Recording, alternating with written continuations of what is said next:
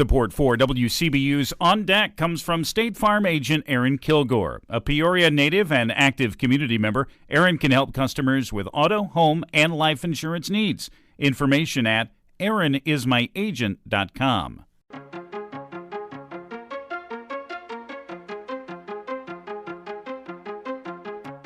The Peoria Civic Chorale is bringing a requiem to Washington. That's just one of the things you'll want to hear about to start your day for Friday, April 26th. I'm Colin Shope, and this is WCBU's On Deck.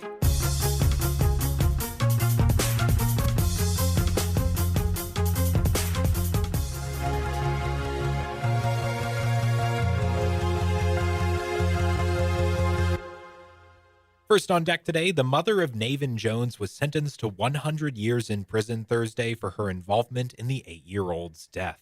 WCBU's Cameron Cutinello reports. Stephanie Jones pleaded guilty to first-degree murder in December. As part of her plea, 100 years was the max sentence Jones was eligible for. She will have to serve 100% of her sentence. Navin died March 29, 2022, of extreme neglect and abuse. He weighed 30 pounds at the time of his death and had bruises and other wounds. Prosecutors showed autopsy photos of bruising around Navin's wrists from being restrained. A letter from Navin's brother was also read, in which he said both of his parents deserved prison for what they did to Navin. Brandon Walker, Navin's father, was sentenced to life in prison in February. The state's attorney's office asked for a max sentence. The defense showed a psychological report done after Navin's death where Stephanie was described as experiencing dissociative episodes. The defense claimed these episodes had prevented her from taking care of Navin. They asked for 37 years, saying that with treatment, Stephanie could be rehabilitated. Peoria County Circuit Court Judge John Vespa said in his sentencing that he believed Stephanie was a liar and was insincere in an apology she read to the court. He said he was stunned by the work that went into the neglect and abuse Navin experienced, and said the punishment he wanted to give wasn't available. For WCBU, I'm Cameron Cutinello. Here are some other stories we're following in the WCBU newsroom. The nonprofit Peoria Citizens Committee for Economic Opportunity has fired multiple employees following the discovery of alleged improper gift card use. And a federal bankruptcy judge is encouraging Peoria-based Peterson Healthcare to work out a dispute with one of its creditors and avoid a protracted legal fight. Plus, Peoria Mayor Rita Ali says she doesn't believe any decision has been made on the possibility of turning Fulton Plaza back into a two-way street. Find more of these stories and all the details at WCBU.org.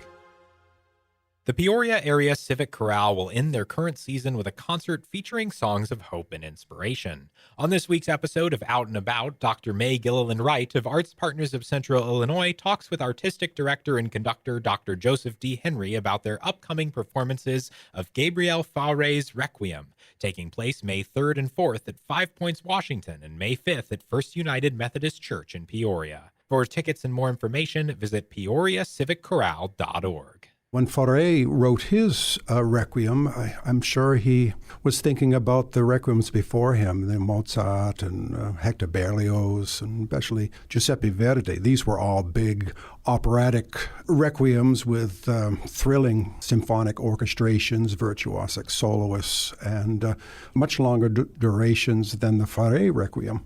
Fauré, his personality was such that he was kind of rejected that type of a requiem, kind of rejected tradition in general and wanted to do something different. And so his focus on his requiem was more on the true meaning of the word requiem, which is rest.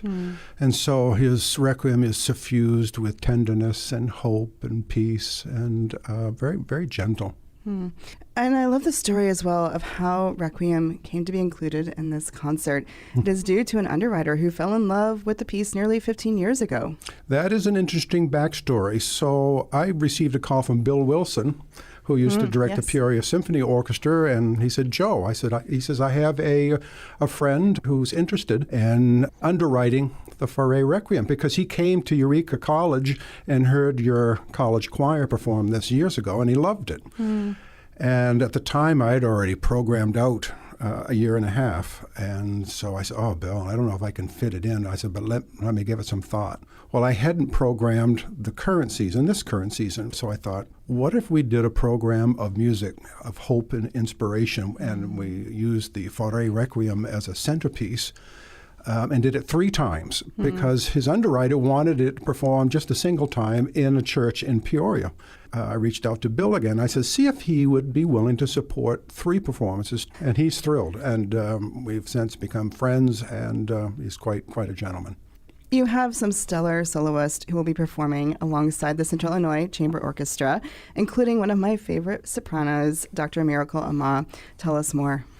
Well, I had booked Miracle a year ago. I think she came in and was one of our featured soloists, and it was then that I somewhat knew that I was going to do the Fauré Requiem, so I asked her if she would be interested in doing the what I think is a soul-stirring Pie Jesu, and she agreed. Our baritone soloist is Andrew Sanchez, who is our new associate music director with the Civic Chorale. Such a wonderful spirit and a beautiful lyrical baritone voice. We're going to premiere one of his compositions. It's called Midnight Prayer, that he's dedicating to his little daughter, Luna Bell. I think she's about 18 months now. There are songs of hope and inspiration being paired with Requiem, including God Bless the USA, Paul Simon's Bridge Over Troubled Water, as well as Christian hymns. What was the artistic process and thought that went into choosing these pieces?